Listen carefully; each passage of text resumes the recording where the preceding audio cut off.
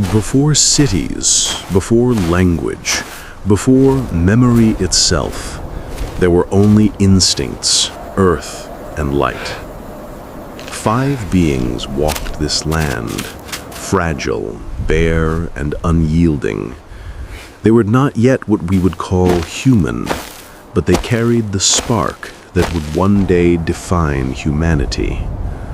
This is their story, the first hunters, the first survivors, a journey written in dust, fire, and endurance.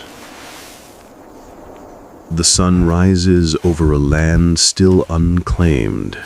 The air hums with heat, and the ground shivers with distant life. They move silently, 5 silhouettes cutting through the golden savanna. Each step presses into the earth like an echo from the beginning of time. There are no words between them, only gestures, shared glances, and breath. They are guided by hunger, by rhythm, by something older than memory itself. As they walk, the wind carries whispers, the cry of distant birds, the rustle of grass, the low sigh of creation. Every horizon holds danger, but also hope. Each sound, each vibration through the ground is a message from the wild. The leader lowers himself to study faint tracks in the dirt. Something passed here, something large, and so the hunt begins. They move as one body, one instinct. Through dry riverbeds and cracked plains, their pace quickens, hearts pounding in rhythm with the earth. The land is vast and merciless, a desert of fire by day, a chill of dust by night. But the hunters endure. They always endure.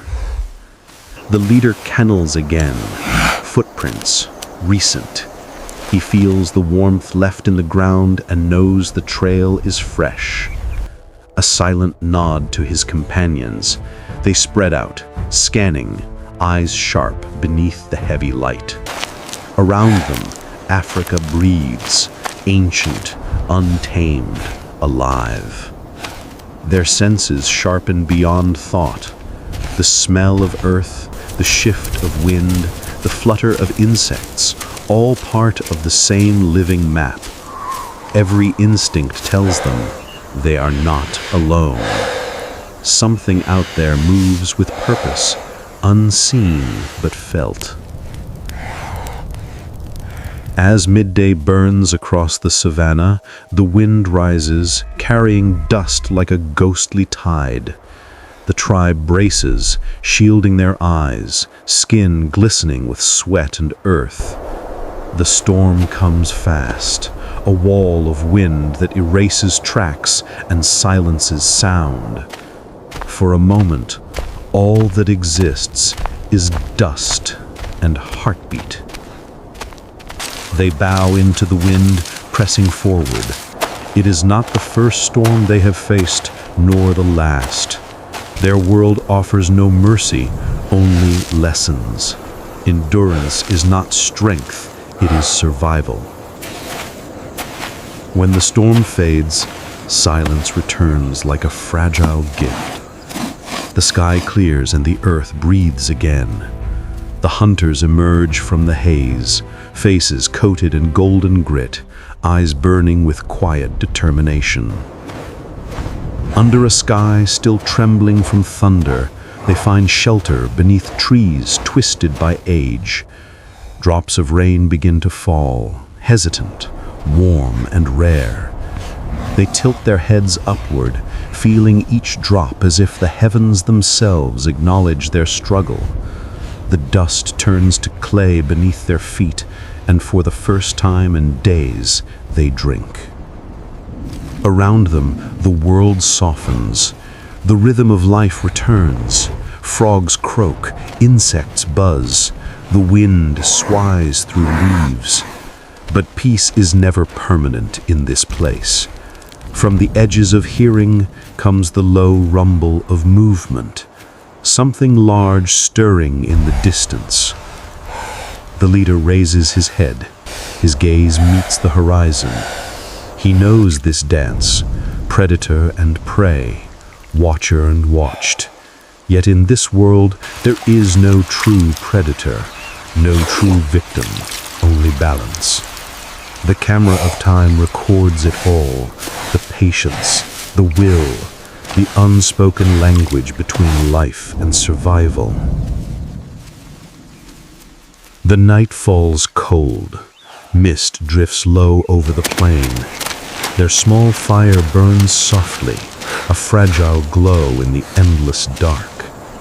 Around them, shadows breathe. The group sits close, the crackle of fire their only voice. The leader stares into the flames, reflections of fear, memory, and hope flicker in his eyes. Behind him, the others rest in silence, trusting the warmth and the night. Above, a storm brews again. Distant thunder grumbles across the hills. The sky opens and rain pours down, washing their bodies clean of dust.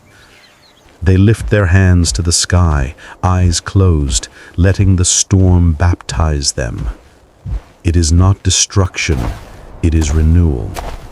In this wild world, every hardship carries beauty, and every struggle births resilience. Morning returns with a quiet glow.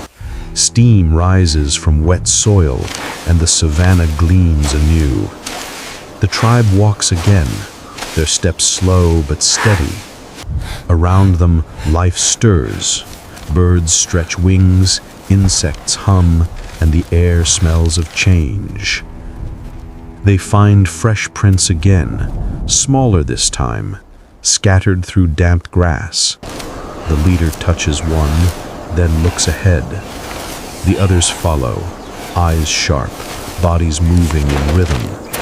Every movement is a memory of survival written into their muscles. Through valleys and ridges they walk, silent yet united. They are not only hunting, they are learning the rhythm of the world. Their story is not one of conquest, but of connection. For each dawn brings new hunger, and each sunset brings new hope. The sun climbs higher, the air turns thick and heavy. They have not eaten in days, but yet they keep moving, guided by instinct, not reason.